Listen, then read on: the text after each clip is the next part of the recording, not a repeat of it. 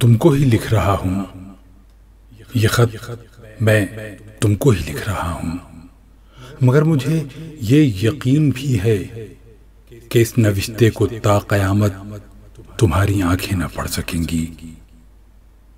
یہ خط عجیب اور منفرد ہے جو قاصدوں اور ڈاک خانوں سے تا ابد اجنبی رہے گا۔ میں اس کو لکھ کر طویل جاڑوں کی یخ گزیدہ اداس راتوں میں خود پڑھوں گا، پھر ایک دن پارا پارا کر کے عدم کی بھٹی میں پھینک دوں گا۔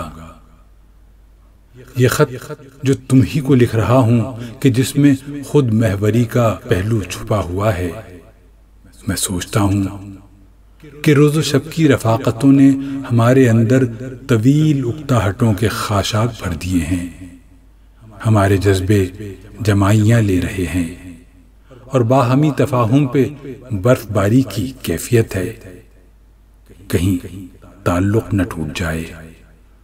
سو اب یہی فیصلہ ہے میرا، تم اپنے آنگن میں جا بسو تو میں اپنے صحرا کی وسعتوں میں خوشی خوشی دن گزارنے کا کوئی طریقہ نکال لوں گا۔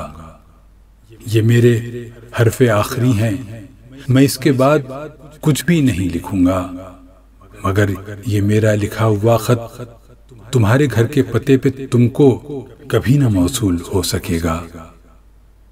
یہ میرے حرف آخری ہیں، میں اس کے بعد کچھ بھی نہیں لکھوں گا، مگر یہ میرا لکھا ہوا خط تمہارے گھر کے پتے پہ تم کو کبھی نہ موصول ہو سکے گا۔